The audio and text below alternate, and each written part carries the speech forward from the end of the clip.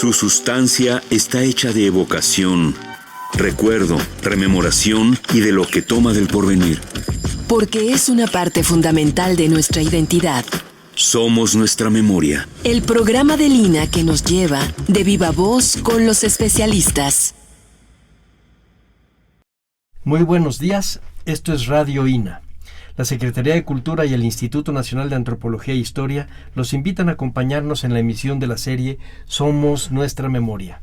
Contamos hoy con la presencia del maestro Leopoldo Valdiñas. Yo soy Salvador Rueda y me es grato dirigirme a usted, maestro, a ustedes, auditorio, para hablar en esta ocasión de un tema que está en nuestra vida cotidiana.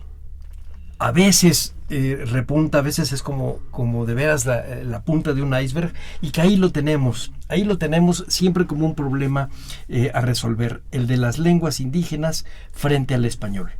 Bienvenido a los micrófonos, Leopoldo. No, muchísimas gracias.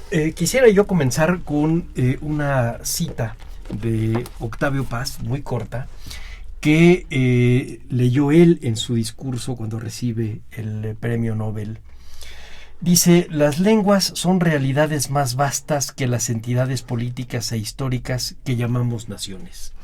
Tal vez a lo mejor el primer problema que tenemos que enfrentar a lo mejor es el hablar de una lengua nacional y el hablar de lenguas en naciones cuando son realidades mucho más vastas.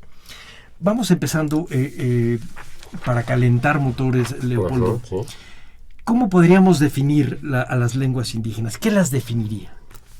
Bueno, en realidad la definición es sumamente utilitaria, por decirlo de una manera muy simple, porque es las lenguas que hablan los grupos étnicos.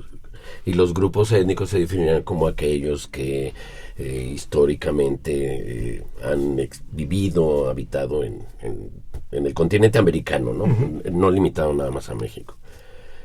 Pero ese sería. El problema de esta definición, que además, reúne variables que no necesariamente son iguales, porque estamos asumiendo que lo indígena es una unidad y muy homogénea, y no, para nada, ¿no?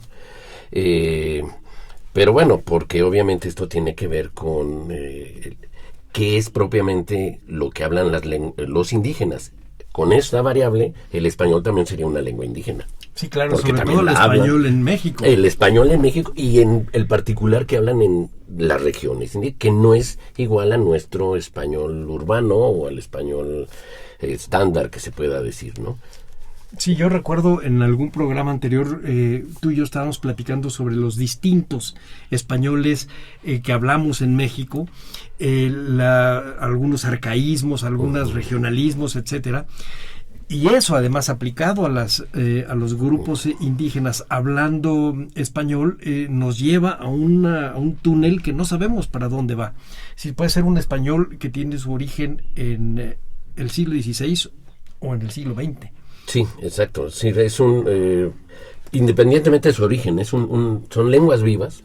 O sea, el español, da igual que las indígenas, son lenguas vivas que van a estar sujetas a los, digamos, vaivenes de comunidades bilingües, por ejemplo, de entrada. Sí, nosotros somos, por decirlo así, monolingües, entonces las posibilidades de agarrar monte no son tan grandes, digamos. Sí, ¿no? Para nada.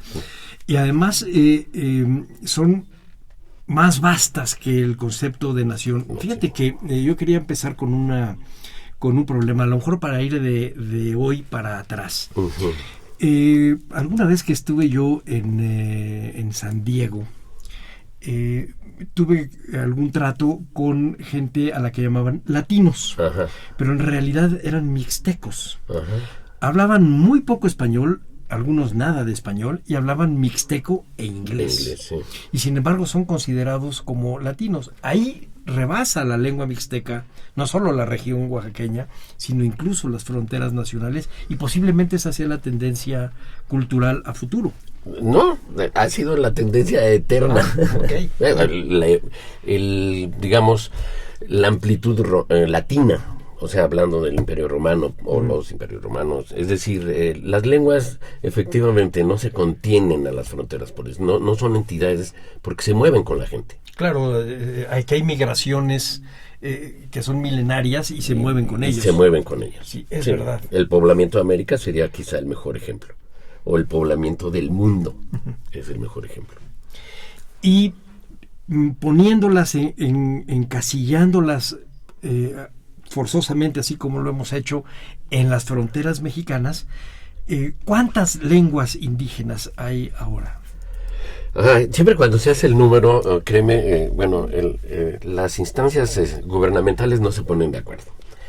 Por fortuna, voy a llamar por fortuna, el INALI, Instituto Nacional de las Lenguas Indígenas, una de sus tareas era tener un catálogo para dar reconocimiento a las lenguas y para salvar problemas sobre todo la variabilidad de las lenguas, o cuándo son dos o cuándo es una, porque hay un problema serio. O sea, el fenómeno lingüístico es muy complejo, más que ser un problema, es muy complejo.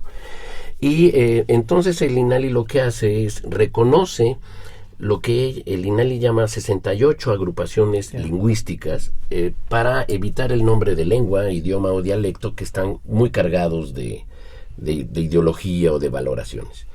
La agrupación lingüística es el término, ahorita de manera muy simple, que pretende recuperar los nombres históricos de las lenguas. Entonces, cuando uno dice mixteco, esa sería una agrupación lingüística. Náhuatl, una agrupación lingüística.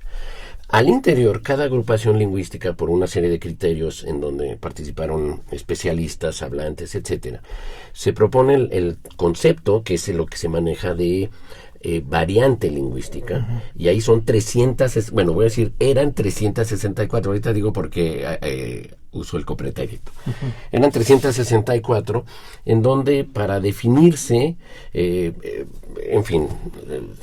realizaron talleres, consultas, se revisó bibliografía, pero se consideraban tanto hechos gramaticales, es decir, diferencias en donde alguien que dice hablar, por ejemplo, náhuatl, con otro que dice hablar náhuatl, gramaticalmente se ve que no son iguales, que se puede ponderar, el problema es que no se puede cuantificar, más otras variables menos lingüísticas y sí más sociales. Okay. La autoadscripción, el autorreconocimiento. Sí, la identidad, la lengua como una credencial de identidad. Sí, es decir, sí, yo soy ese porque hablo esa lengua, pero también, aunque él diga que habla la misma, pues no hablamos igual, ¿no? Sí, claro.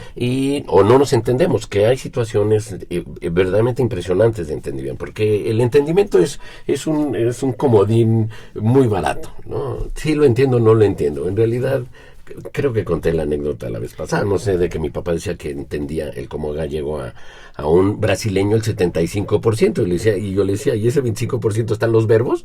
Porque si están los verbos no entiendes nada, ¿no? O sea, en fin, estas 364 son las que oficialmente ahorita podemos decir que el Estado mexicano debe de reconocer como lenguas indígenas nacionales. Ese es el término que tiene. Yo decía eran porque al paso del tiempo, otra institución hermana, que es la CDI, la Comisión Nacional para el Desarrollo de los Pueblos Indígenas, ha entrado en una crisis espantosa. No coincide su número de grupos étnicos con el número de lenguas. O sea, hay datos que podría dar es que da espanto, digamos. Por ejemplo, para la CDI, los tacuates, que son gente de habla mixteca, es otro grupo étnico. Para el INALI, los tacuates hablan una de las variantes mixtecas y sí, no es otro grupo. Y recientemente, en esta década ya de este siglo, la CDI también hizo todo un balance y un informe, está en internet, se puede recuperar eso en la página de la CDI, sobre las poblaciones afromestizas. No, porque tienen historia, tienen territorio, esta variable.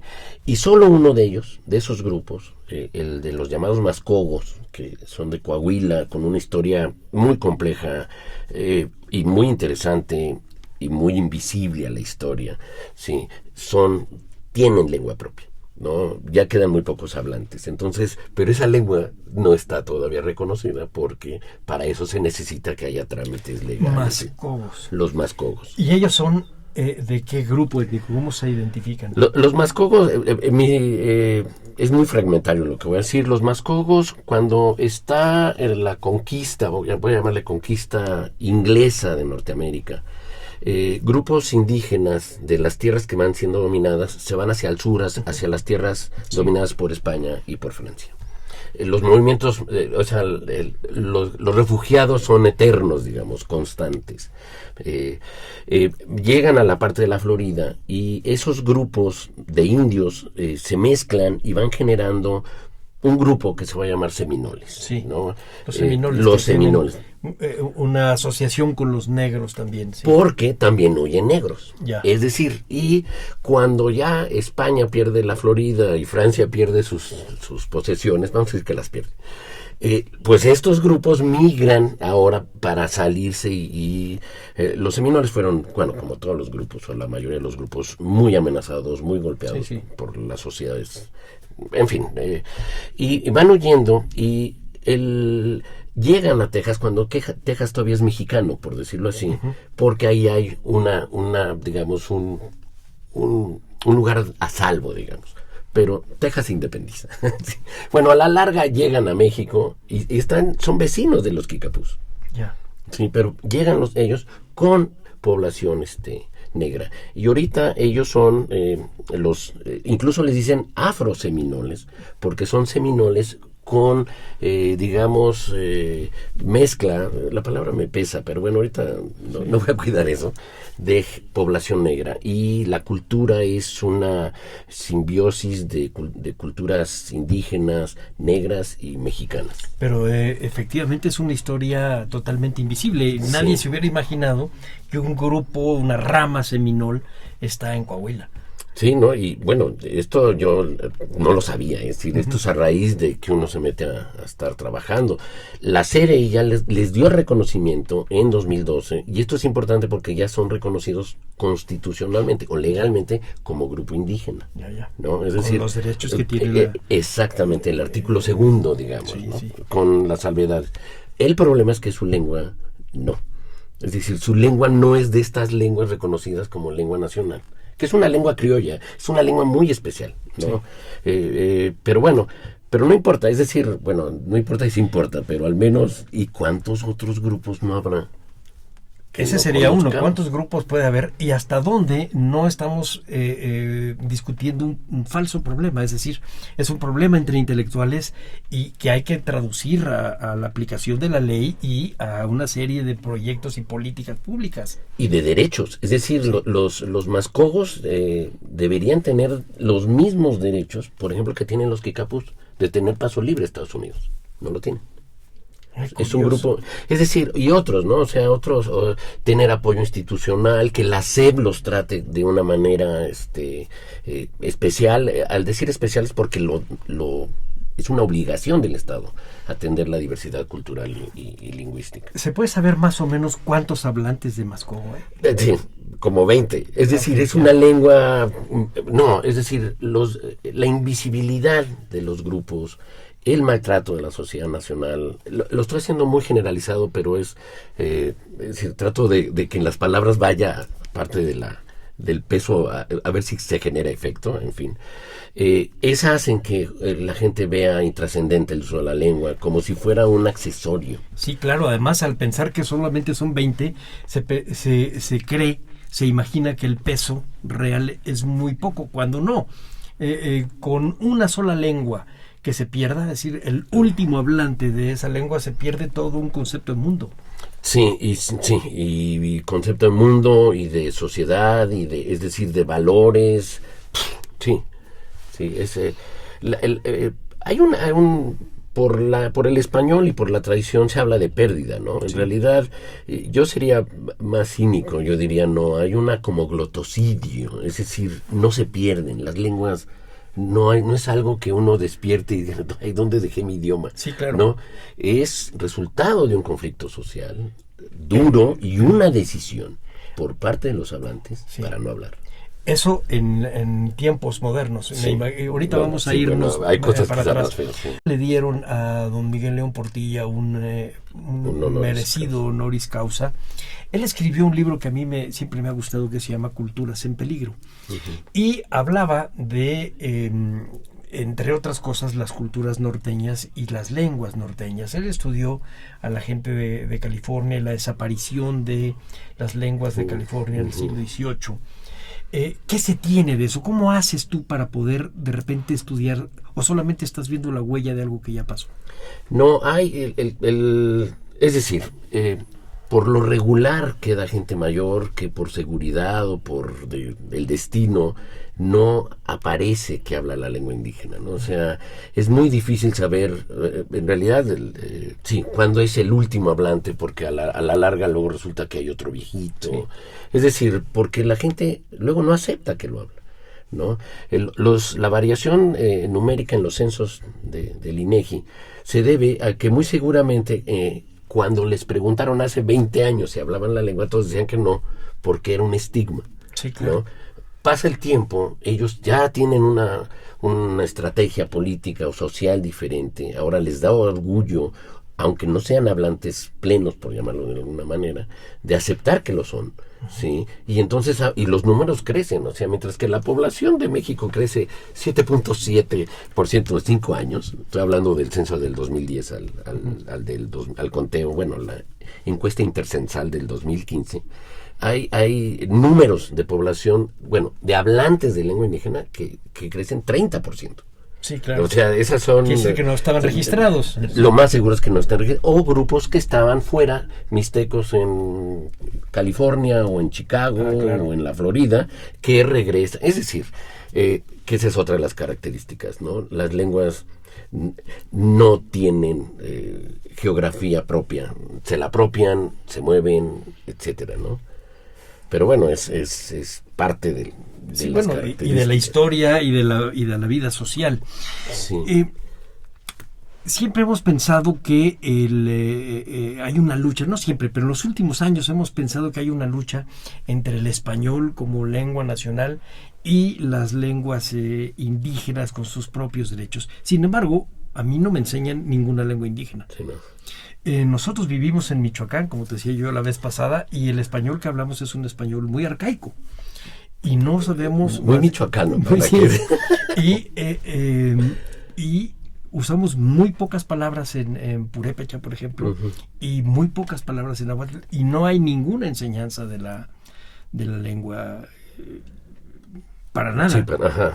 Sí, sí, porque además actualmente se está viendo utilidad, ¿no? Es decir, hasta en los centros como la UNAM, y ahora tienes que decir qué es lo que trae de ventaja hacer investigación a la sociedad, ¿no? Como si el generar conocimiento por sí mismo no fuera provechoso. O sea, ahora hay que cuantificar, claro. Se necesita algo. El caso de las lenguas, incluso hay políticos del área, es que hay una cita de Cuadri que no diré, pero lo digo porque él está en el partido de la docencia, digamos, en donde efectivamente se ve que ignoran lo que es hablar una lengua indígena porque se valora su uso y dice, pues aprendamos inglés, como si el inglés fuera la opción de qué, ¿no? ¿Por qué no el chino mandarín? O alguna lengua árabe.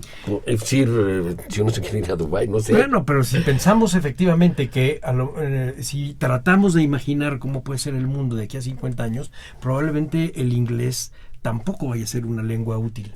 No, de hecho, es una discusión muy interesante, porque, interesante porque siempre está esta idea de utilidad, pero las lenguas no solamente son para comunicar. No, claro. No, las lenguas son para la estética, para la identidad, para crear para mundos, todo. Para todo. ¿Te acuerdas que habíamos leído una frase de Alberto Manguel sobre las lenguas en un libro que se llama La ciudad de las palabras? Y le decía, es que las lenguas en realidad nos dan la imagen del mundo. Todo tiene nombre. Sí, todo lo que vemos o escuchamos o leemos o probamos tiene un nombre y tiene una palabra en cualquiera de las lenguas del mundo. Y sin esas lenguas el mundo probablemente no existiría, no sería coherente. No, bueno, por supuesto, estás hablando de algo fundamental para nuestra existencia. No lo pensamos en nuestra vida cotidiana, nos lo saltamos. Porque además existe la arrogancia de que el español, porque hay una arrogancia del hablante del español, que es como al ser lengua universal en el sentido que es internacional, es lengua oficial de la ONU, de las pocas lenguas que la ONU reconoce como lenguas oficiales para el funcionamiento interno de la ONU. Solo son 6. Bueno, eran 6 hace 10 años. Siempre hay ingresos nuevos, ¿no? Y la mayoría son europeas. Lo que te dice el mundo, bueno, cómo se pinta, ¿no? Y la parte de la soberbia de la que está pasando. Sí. Y entonces creer que el español es la única o de las pocas lenguas que es autosuficiente para todo, que toda realidad nueva al español se va a ajustar.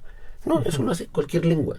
Sí, claro. O sea, todas las lenguas son plásticas, es decir, se pueden amoldar, tienen los recursos necesarios. Y voy a hacer un paréntesis, pero ahorita lo que me estás diciendo, ahorita regresamos nuevamente al presente. Recuerdo también una explicación del mismo León Portilla sobre cuándo se vuelve el náhuatl una lengua franca y además con un uso legal autorizado por el Consejo de Indias en náhuatl, es decir, se adaptó el náhuatl a la juridicidad española perfectamente. Sí. Y duró 3 siglos. Sí. Y si me apuras un poco más, duró más, porque todavía los zapatistas utilizaban esos documentos en náhuatl o las pictografías y sus traducciones en lengua indígena para darles curso legal a la propiedad de las tierras. Sí, lo que pasa, bueno, siguen siendo documentos legales, ¿no? Sí, por supuesto, por eso dije más todavía. Sí, aunque no era la única. ¿No? Es decir, toda lengua que a la larga se escribió en la colonia, pero es cierto, el náhuatl se vuelve lengua incluso, voy a llamarlo así, muy oficial del clero también. Sí, como no. Es un requisito. Hasta el siglo XVIII. Sí, es ahí un requisito. Bueno, el XVIII es cuando Europa se está cayendo, ¿no? Sí. Digamos. Bueno, mis visiones son más Disney, digamos, de la historia. Bueno. Pero no, sí, las características que tienen cualquier lengua, ¿sí? Es que hacen eso que decías, una visión del mundo. Si tú eres bilingüe, tienes 2 posiciones para ver el mundo que no van a coincidir, que van a enriquecer tu mirada. La postura de las sociedades, voy a llamar, que mantienen esta idea de una nación, una lengua, una historia, ¿sí? Que reniegan y hablan mal del bilingüismo, ignoran esta capacidad cognitiva que tiene una persona bilingüe. El tener la posibilidad de ver el mundo o 2 mundos y de compararlos y de verlos. Es decir, para nosotros, doy un ejemplo muy bobo, y son ejemplos muy, muy tradicionales. Nadie que hable español se cuestiona de que el pescado tiene espinas, ¿no? O sea, no me gusta comer filete porque luego el filete tiene espinas. Esto porque nosotros vemos las espinas incluso como si fueran características óseas en otras lenguas no, eso es decir, es otra manera de ver las cosas, ¿no? Y actuamos en consecuencia. Es decir, nuestra lengua, cada lengua, es la materia prima del pensamiento. Sí, claro. Al tener 2 lenguas, o sea, por sí mismo tienes materias primas para generar 2 universos de pensamiento. Sí, ¿cómo no? Que pueden ser conflictivos, es cierto. Sí, seguro. Y seguramente tendrá que llegar en un momento para cada individuo una conciliación. A veces se da con pensamientos religiosos y entonces se diluye, ya no sabemos cómo funciona en la lengua, pero en los rituales y en otro tipo de características seguramente. Entonces lo que nos estás diciendo es que si, por ejemplo, mi generación, que yo soy sesentón, a mí me toca ser de las primeros que tenemos los libros de texto gratuitos y vemos lengua nacional español. En realidad nos estamos saltando una gran parte del mundo, solamente estamos viendo el mundo en español. Sí, y gracias a una lucha que viene desde finales del siglo pasado, y de intelectuales y de hablantes y grupos indígenas y en fin, con sus peros también, y la ley de derechos lingüísticos, estas 364 variantes lingüísticas son lenguas nacionales. O sea, ahorita en México hay 365 lenguas porque el español es nacional. Sí, claro. Es decir, lo que se trató de hacer es que legal y jurídicamente las lenguas sean todas nacionales. No tienen por qué no serlo. Y sin embargo, no les damos en realidad el espacio que merecen. En el Museo Nacional de Historia apenas vamos a empezar a meter en los QR algunas explicaciones, probablemente en náhuatl y en alguna lengua, quizá mixteco o zapoteco. No estoy seguro si ¿Cuál es? o en alguna Ajá. otra, pero náhuatl seguro. Pero apenas lo estamos haciendo y el museo tiene 70 años de haber abierto, ¿no? Pero en las zonas arqueológicas tú ya ves cédulas bilingües en algunas, ¿eh? Ya. Es decir, creo que Teotihuacán tiene náhuatl, que ese es otro problema. Porque el español sí es una lengua que podemos decir, por ser una lengua, lo voy a decir, una lengua de Estado, que es distinto a una lengua nacional. Es decir, claro. el Estado mexicano es hispanohablante. Sí. Y esto hace que tenga todos los recursos para controlar y reproducir ese español y nos haga creer que todos hablamos igual, ¿no? El libro de texto de español, ahora se llama español, bueno, creo que se llama español, pues ha cambiado, ¿no? Ha cambiado el nombre. Sí, ha cambiado. O sea, hubo un año que se llamó lingüística. Pero bueno, sí, cuando cambia la madre patria. Pero bueno, De lengua nacional lingüística a y español. ya luego español, Ok. sí. El problema del español es que ya me perdí. No me acuerdo qué estoy diciendo. No te preocupes, vamos a regresar. Ahorita me acuerdo. Me estabas platicando que en Teotihuacán. Está en la cédula. está en la C. ¿Qué náhuatl es el que se va a hacer? Exacto. Porque el español sí es una lengua que estamos educados para que uno de Ensenada y uno de Mérida, como el anuncio de los sombreros, sí se entiendan. La escritura nos hace creer, nos engaña que todos hablamos igual.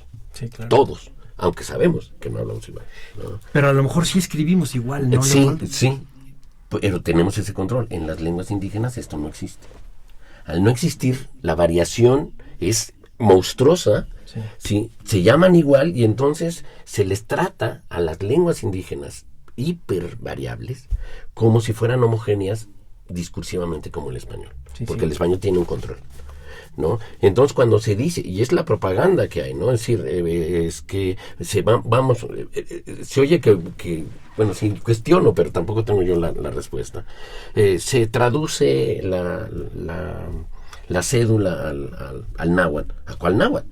Sí, claro. Estás en Texcoco, pon un náhuatl cercano a Texcoco. No uses el náhuatl de Tabasco o no uses el náhuatl de la Huasteca porque no. O el son náhuatl iguales. clásico del siglo XVI, ¿no? Que el náhuatl clásico, no, y además hay un dilema porque como es clásico, se asume que ese es por encima de los demás náhuatls. Cuando era realmente el de los de texcocanos y mexicas, sí. No, incluso yo te diría, es del Estado novohispano. Fíjate. O sea, no es de hablantes. Los hablantes no necesitaban el náhuatl clásico. Claro. Los hablantes hablaban el náhuatl de Azcapotzalco o el náhuatl de Chalco Sí. o el náhuatl de Xochimilco. Ellos es un aparato, bueno, van a llamar, es un constructo que se encarga la sociedad novohispana, que viene de un modelo en donde la diversidad lingüística de España se ve eliminada discursivamente para que sea el castellano la lengua del imperio, Oficial, sí. ¿sí? Y así lo pasa para acá. Claro. Y el náhuatl, por eso es que el náhuatl clásico se convierte en lengua, es el clásico. Sí, claro, bueno, le pasa un poco lo que a España. El castellano es la lengua oficial porque la jurisprudencia castellana es Esa es manda. la que gana. Y entonces acá esa es la que se apega y funciona. Sí, bueno, le funciona al Estado novohispano. Y a los pueblos también, hay que ser... Sí, pero lo que tienes es lo que nos pasaría, lo llevo al extremo y en caricatura también, como si en su momento fue latín, ¿no? Es decir, lengua franca de los intelectuales y de los artistas, sí, claro. pero que obviamente era un latín que era lo voy a decir de otra manera, y lo digo en serio, decir lo que es hablar la lengua materna con palabras latinas. Sí, no, estoy de acuerdo contigo. Lo que yo quería decir es que se habla la lengua en la que está escrita la ley. Sí. Es que de otro modo Sí, no habría manera tampoco de conciliar. Exacto, Y para sí. que veas que no eres el único que se pierde. Y yo te quería platicar que cuando tienes la confrontación entre una lengua indígena y el español, Uh-huh. y a veces chocan maneras de pensar. Me acuerdo de una anécdota que platicábamos en la entrevista pasada sobre la Z como la letra exiliada. Ajá, sí, ajá. Entonces, mientras en el alfabeto, es decir, en el en el alfabeto griego es la letra número 6, Z.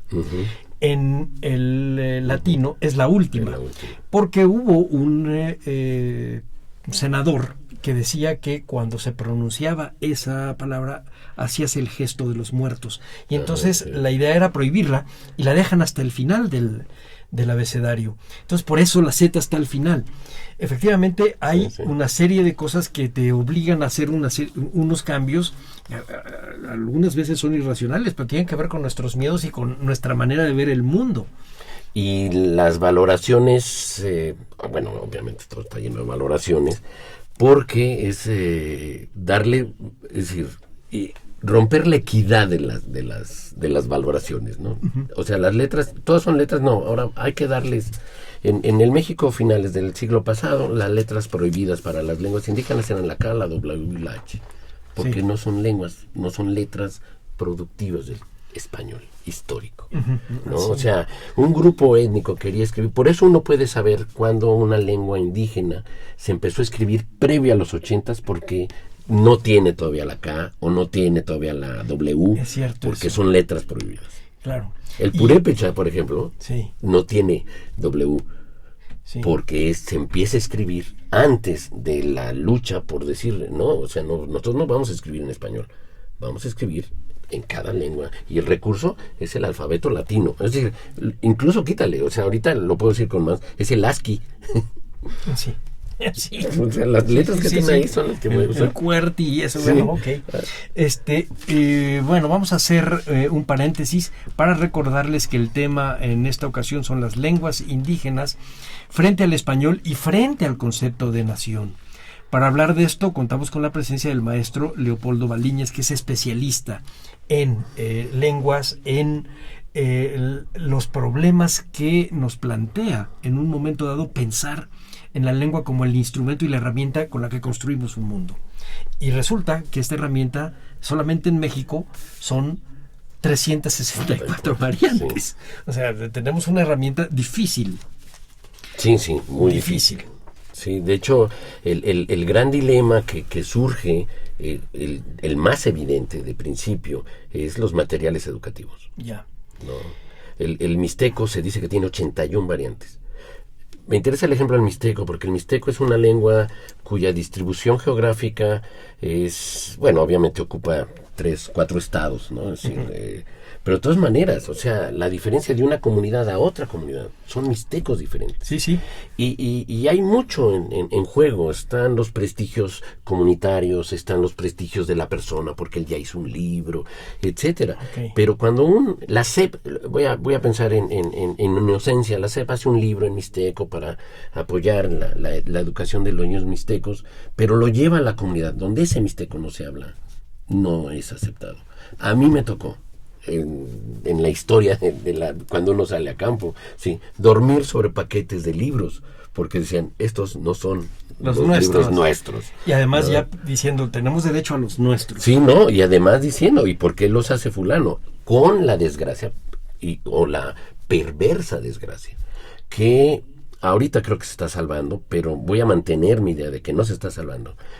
La SEP no hace los mismos materiales que el INEA. Es decir, no se educa por igual a niños y adultos. Los acuerdos que se pueden tomar para escribir y para estrategias luchadas, negociadas, etcétera, por parte de la SEP, que no es una sola. La SEP tiene educación bilingüe, más tiene la intercultural y más tiene el CONAFE, ¿no? El de la educación. Y se enfrenta con que los libros de los padres no están siguiendo la misma estrategia, la misma lógica. Sumémosle que hay instituciones estatales, religiosas y demás, que les vale gorro lo que haga la CEP o lo que haga la INEA, y tienen. Entonces, uno se enfrenta a comunidades de determinada lengua en donde ve materiales escritos con distintas ortografías, con distintas lógicas. Unas sancionan los préstamos, no hay un solo préstamo en el material, cuando el préstamo es decir, no es un tumor.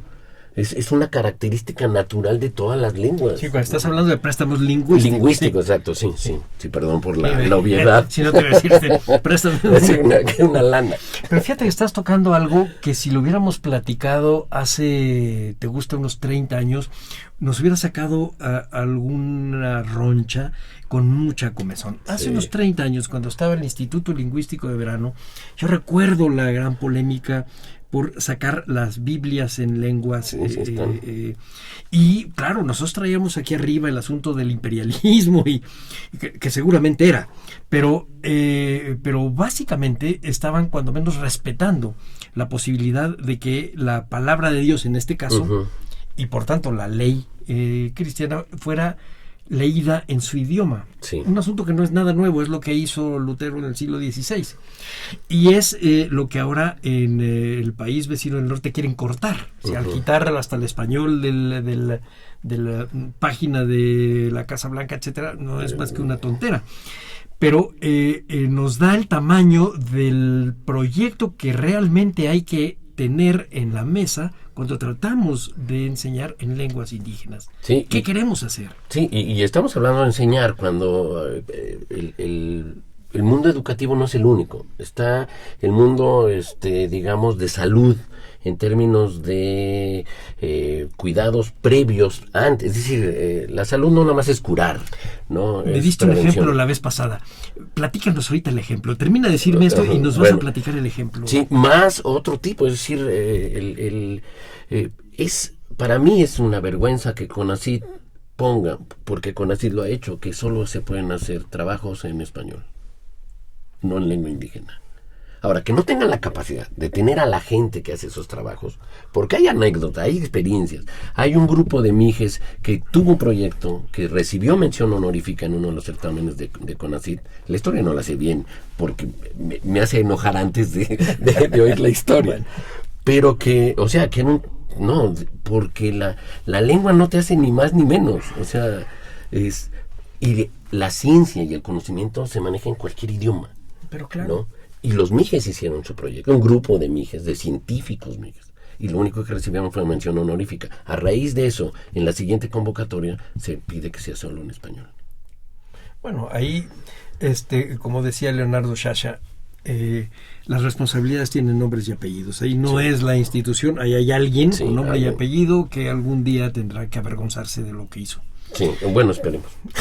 Pero ahora cuéntanos la anécdota de un centro de salud en donde tenían que hablar de alguien que llegaba con una... No, me pasó a mí, que era... Bueno, platícanos, ¿no? Sí, que me hablan y a la UNAM y me dicen que en la clínica 8 del Seguro Social, ahí la que está por San Ángel, que hay un problema, que si puedo ir que hay alguien que habla náhuatl, que si los puedo ir a ayudar, ¿no? Entonces, pues ahí voy, era Tobielini en aquel tiempo.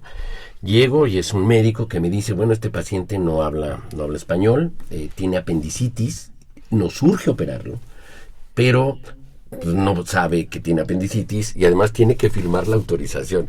Ya de entrada, lo comentábamos la vez pasada, si no habla español, o sea, no está alfabetizado, o sea, no sabe ni siquiera qué es firmar, ¿no? O sea, es un mundo diferente. Entonces me acerco con el enfermo, que ya se sentía bien en ese momento, y entré en una crisis. Bueno, trataba de ver primero si el náhuatl que yo hablo el del Centro de Guerrero, me entendía con él. Y empecé a hablar para ver si nos entendíamos. No nos entendíamos del todo, pero entré en otra crisis. En náhuatl no hay una palabra para apéndice. O sea, conceptualmente no hay una cosa que se llama apéndice. No le puedo decir, estás mal de tu apéndice. Y le dije al doctor que era, pero es que él culturalmente no tiene apéndice. El doctor aquí todo ofendido. No, que claro que tiene apéndice. Le dije, bueno, es como si yo le dijera a él que usted no tiene sombra.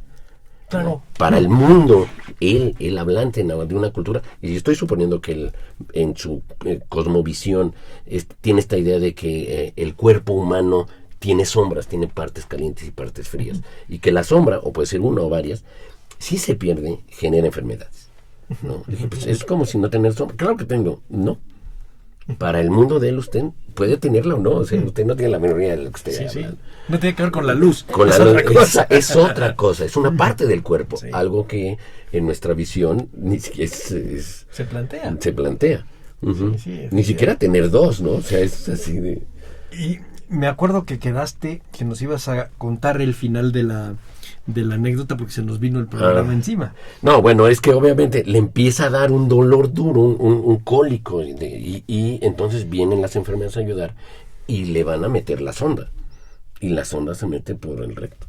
Y entonces yo ya dije, ¿sabes qué? Esa parte ya no. Dije, ellos saben, ellos te van a ayudar, ellos te van a curar. Era lo único que podía explicarle, decirle, ¿no? informarle. Decirle, y le dije al doctor, o sea, no sea tonto, opérelo. O sea, esto no se negocia. O sea, si hubiera llegado con la, digamos, tráquea afectada por una lesión, si no se lo dice, si no le dice sí, no lo cura. Le dije, debe haber un sentido común, ¿no? Y más porque la apendicitis no es de que vamos a negociarla, ¿no? A ver si se aburre y se va, ¿no? De estas enfermedades así.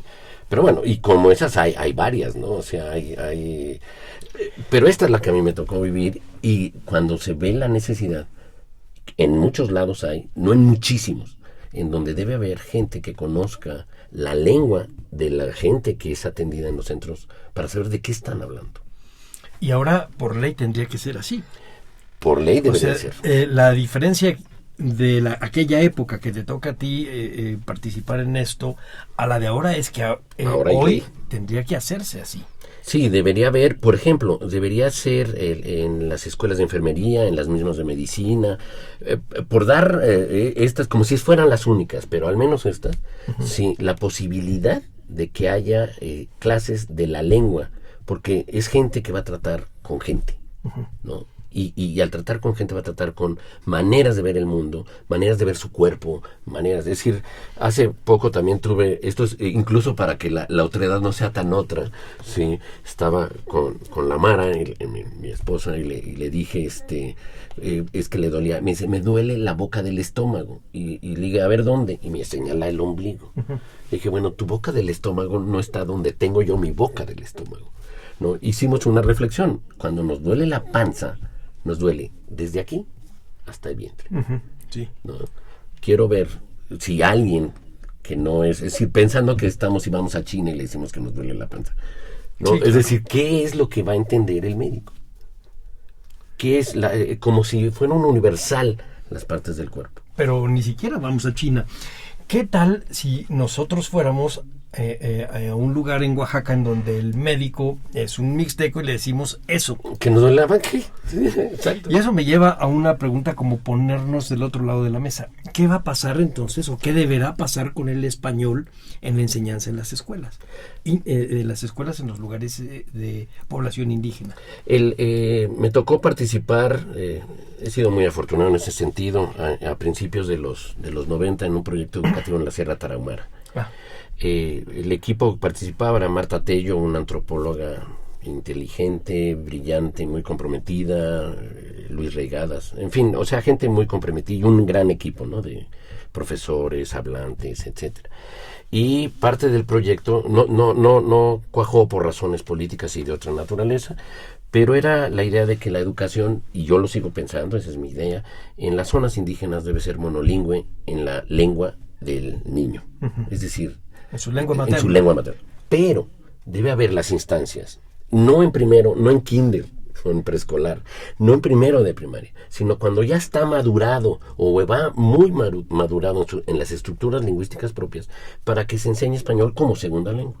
Como yo aprendí inglés en mi escuela bilingüe, sí. Como aprendimos. Y como ahora se propone en la enseñanza del inglés. Sí, exacto, pero no hay. Bueno, siempre que digo esto, hablo de mis tiempos, pero asumo, y lo puedo decir total, si hay, que digan dónde, que sería importante, pero no hay en México un lugar donde se enseñe español como segunda lengua. Esto es vergonzoso.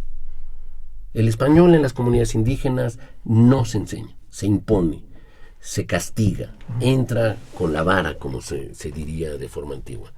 Cuando debería haber, hay los especialistas, o generemos los especialistas, para generar cursos para que los niños no entren en un conflicto en donde se cree que la única lengua útil, la única lengua que sirve es el español, porque es la única que aparece en los libros.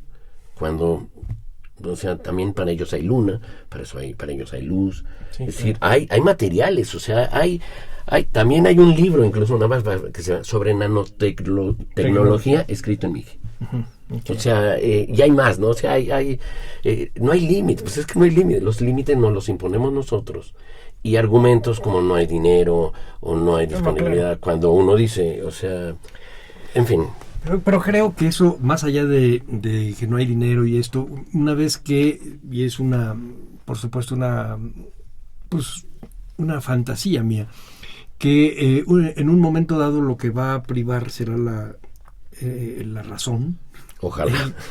el sentido común, que van a escuchar otra vez a los antropólogos, que cuando un antropólogo habla no necesariamente es para hablar de votos o para hablar de problemas, de conflictos actuales, sino escucharlos como especialistas que estudian la realidad y que pueden proponer posibles salidas políticas, no necesariamente administrativas. Pero mientras estemos haciendo en las puramente administrativas, estamos fritos. Sí. Y nos va a ganar el futuro. Ahorita me dices que hay un libro de nanotecnología en Mije. Sí. Bueno, si me hubieras dicho que hay uno a lo mejor en náhuatl, me reiría un poquito y diría, bueno, está bien, es políticamente correcto. Pero si es en Mije, quiere decir que hay algo práctico detrás de eso. Sí, que esa es la otra característica. O sea, ahorita el mundo se ha hecho masivo, los medios de comunicación han permitido que digamos, que explote geométricamente todo, y ha hecho que los propios grupos indígenas ya tengan intelectuales profesionistas capacitados en todo sentido, ¿no? Antes no era tan así, no todos los grupos lo tienen las mismas posibilidades, dependen estrategias, mil razones, pero es gente que obviamente está en esta lucha constante por reivindicarse y por no reivindicarse ellos, sino volverse visibles, pero no nada más visibles, o sea, esto es decir, no quiero que presentes, ser presentes, tener presencia, tener voz, tener voto y mostrar que ahora sí que no hay, como las lenguas, que no hay fronteras, ¿no? Sí.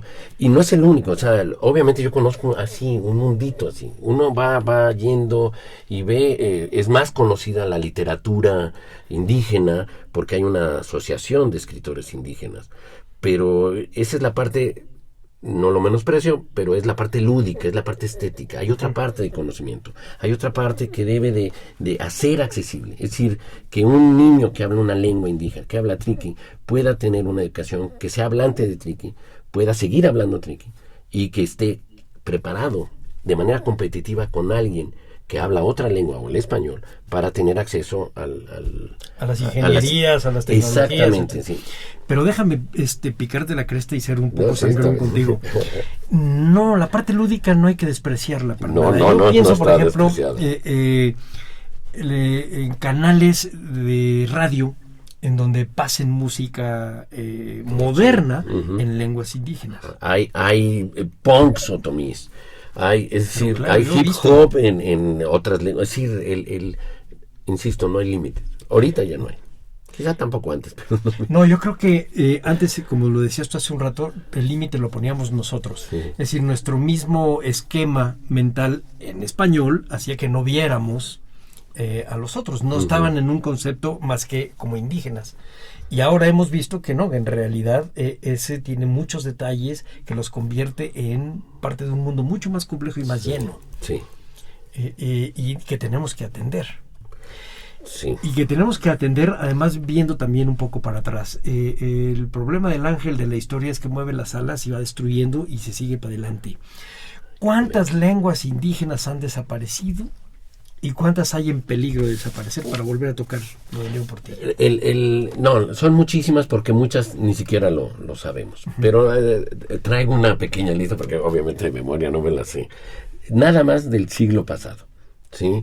Se dejó de hablar ópata en Sonora, tubar en Chihuahua, tepecano en Jalisco, cuitlateco en Guerrero, pame del sur en Querétaro, no, en Hidalgo me parece, tapachulteco en Chiapas, chapaneco en Chiapas, chicomucelteco también en Chiapas. Estas son lenguas que por sí mismos se llaman diferentes. Son un montón, es decir, Sí. son varias, y son...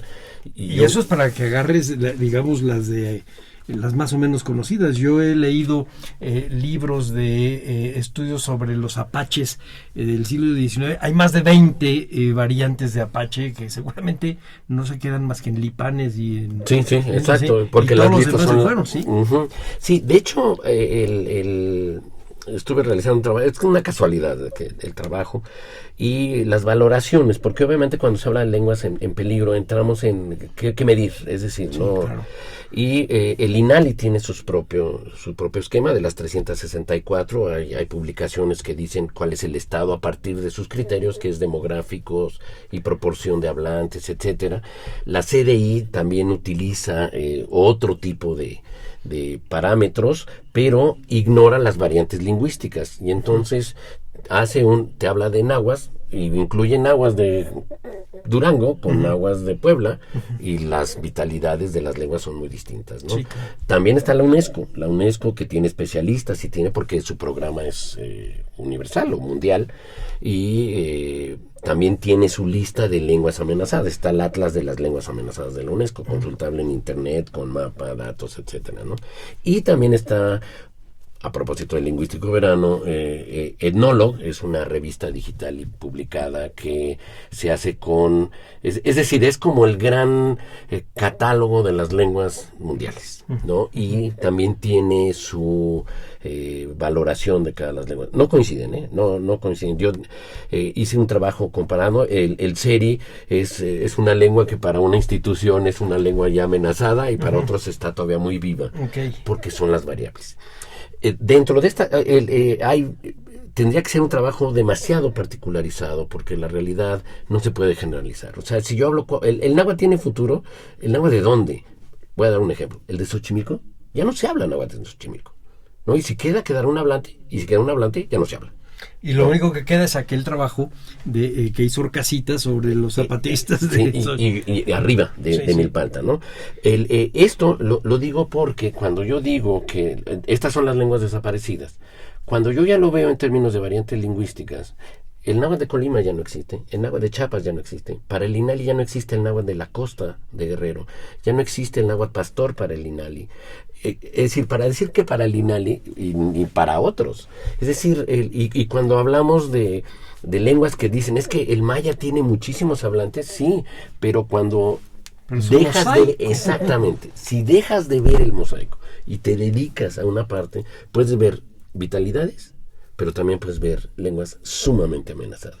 ¿Y hay alguna política para salvarlas, o solamente registrar que están amenazadas y asustarlos? No, el INALI tiene programas que no nada más son nacionales, y se articulan con fundaciones extranjeras y con la misma UNESCO, de revitalización, de revalorización, que son muy difíciles, ¿no? O sea, hay lenguas que verdaderamente, como dicen, ya están agonizando, usando metáfora de vida, ¿no?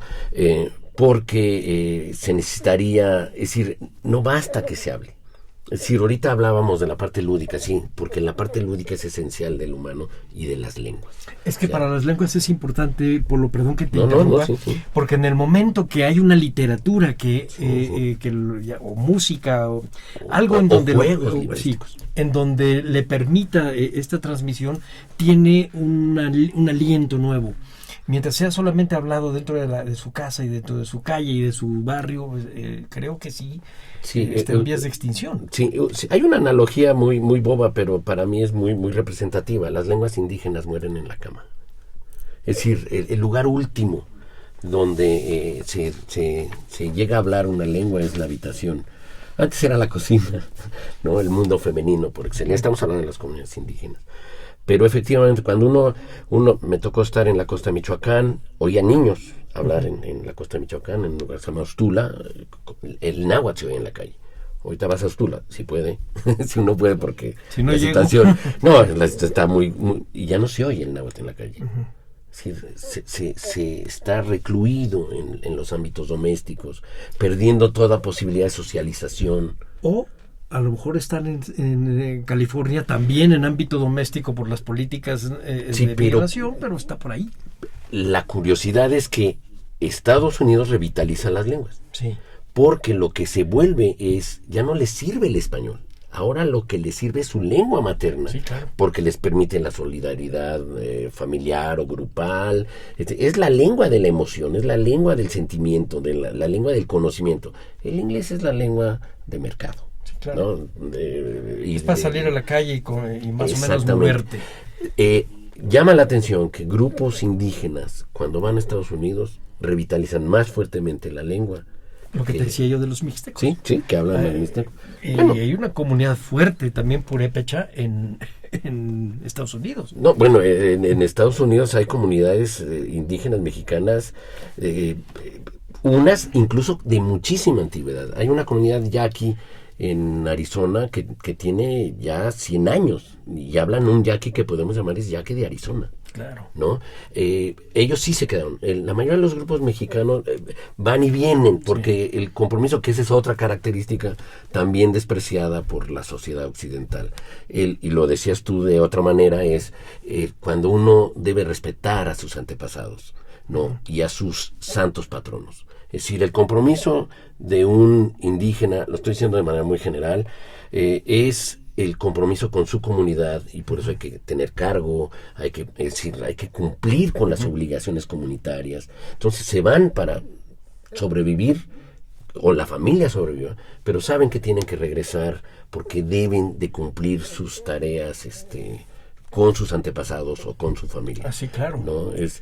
Son visiones que, en fin, no estoy generalizando también, pero son cosas que nosotros, bueno, al menos, normalmente, cuando menos los occidentales modernos no vemos. No vemos. Sí. Pero fíjate que me abre también un abanico para pensar no solo en el futuro de las lenguas en México, sino el gran mosaico que existe cultural en los Estados Unidos. Estamos hablando de lenguas indígenas mexicanas allá, sí. Pero también hay africanos, árabes, chinos, de todo tipo. La misma realidad norteamericana.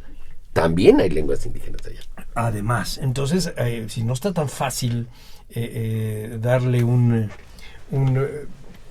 darle la razón a las políticas de ahora, que bueno, evidentemente solamente van a gastar dinero y no están entendiendo al mundo. Ahora, la ventaja son la nueva tecnología, es decir, los mensajitos, ahora ya puedes ver lengua indígena escrita en WhatsApp y en lo que sea, es decir... Pero como lo decías tú hace rato, los seminoles es como un mestizaje. Se tiene que ir en la clave de QWERTY. Ajá. Pero hay una ventaja, sí, claro, siempre se ve cuando uno viene positivo y negativo, ¿no? Sí. Optimista. Pero la lengua vuelve a ser visible. Ahora nadie puede decir que no sirve, porque sí sirve. Claro. No, es como cuando alguien dice, mira, acá está el libro en tu lengua, ¿no? Nadie lo va a leer porque no le entiende más. ¿Qué les importa? Pero la ve en la lengua, ¿no? Sí, claro. O sea, era cuando decir, el libro deja de convertirse en un depositario de conocimiento y es un objeto con un simbolismo identitario. Por supuesto, de valor. De valor. Y eso creo que sí es yo sí lo entiendo como un gran paso en las políticas públicas y en la sociedad mexicana con el inicio del siglo. Con respecto a mi generación, es decir, la gente de hoy no tiene problemas a oír una lengua indígena. Antes era en el metro se oye. Por supuesto. Estamos por terminar el programa. ¿Nos puedes dar alguna bibliografía que nos hable de esta idea general de las lenguas indígenas hoy? ¿Qué podríamos leer para estar entendiendo lo que dicen los de CDI, los del INALI? ¿Qué está pasando con las lenguas indígenas hoy? Obviamente ahorita hay varias tesis, muchas, porque también la diversidad y el contacto y el conflicto se vuelve motivo de reflexión académica y para programas, etcétera. Pero fuera de las tesis hay un texto que considero que es esencial, editado por el Colegio de México, que es Historia Sociolingüística de México. Está editado, creo que es 2010, o sea, es nuevo, ahorita es 3 volúmenes, está en preparación el 4, si no es que ya salió, es decir, los coordinadores de la edición, insisto, ahorita son 3 volúmenes, son Pedro Martín Butragueño, y muchos artículos de él ubican y permiten, pero el libro es una colección de textos muy discordantes, pero que es un fiel reflejo de las diversas maneras de verlas, y de Rebeca Barriga, ¿no? Son dos coordinadores de este texto. Uh-huh. Es nuevo, se está actualizando, con posturas, visiones, con problemas. Pero hay un libro del siglo pasado que hizo Garza Cuarón, lo coordinó, en donde escriben varios, y lo publicó curiosamente La Jornada con alguien de la UNAM, ¿no? En fin. Pero está de La Jornada, que se llama Políticas Lingüísticas en México. Estos textos son interesantes. Bueno, estos para mí serían impresionantemente ejemplares, es decir, cada lectura te va a generar reflexión, y si lees al otro artículo que está junto y se contradice, te obliga a tomar posición. O sea, no son textos programáticos en donde aclaren las cosas. No son un manual, es para ponerte a pensar. Exactamente, para que cuando uno se enfrenta cotidianamente, pero que decida ya tener otro tipo de herramientas, sepa de qué atenerse, ¿no? O sea, el espectro de escritores es muy grande. Hay otra colección que no la tengo yo a la mano, pero en épocas de la Madrid, cuando se generó la Comisión de Defensa del Español, hace 1000 años, salieron un grupo de libritos. Este para mí sería el contrapeso de estos textos. Sí, cómo no. Porque estos textos pretenden ser una valoración, un diagnóstico de la realidad del español, pero creyendo que el español es una lengua amenazada. Bueno, lo que pasa es que en ese momento, y perdón que no lo voy a defender, pero me acuerdo muy bien de esto, es que el contexto era que fuera una lengua amenazada frente a una imposición tecnológica del inglés. Por supuesto que era una fantasía. Sí, pero es bonito porque el contrapeso es cuando uno dice, qué interesante, que es como si llevado a poderío militar, Estados Unidos está preocupado porque Haití le quiere ir a sabotear sus portaaviones. No. Bueno, sí, creo que hoy alguien en la Casa Blanca sí puede preocuparse de ese tipo de cosas, pero... y verdaderamente haga algo. Pues, Polo, yo creo que dejamos muchas cosas siempre dejamos. Así que seguramente Gaby Marentes nos volverá a invitar a un programa de estos, porque finalmente el horizonte de las lenguas es como el del ser humano, es incalculable. Sí. Y siempre va a haber muchos temas que tocar, no solo con lenguas indígenas, no solo con el español, sino incluso con la idea del mundo construido verbalmente. Sí. Pues yo te agradezco mucho. No, yo al contrario. El que hayas estado aquí con nosotros. A nombre de Radio INA, doy por terminada esta emisión que fue posible por la generosa participación del maestro Leopoldo Baliñas. Gracias a nuestros escuchas por su atención. Les sugerimos consultar más de nuestra producción a través de www.radio.ina.gov.mx. En la realización, la Dirección de Medios de Comunicación a través de la Subdirección de Radio INA con Gabriela Marentes al frente. En la producción, controles técnicos y edición, Evanibaldo Morales. Soy Salvador Rueda. Hasta la próxima.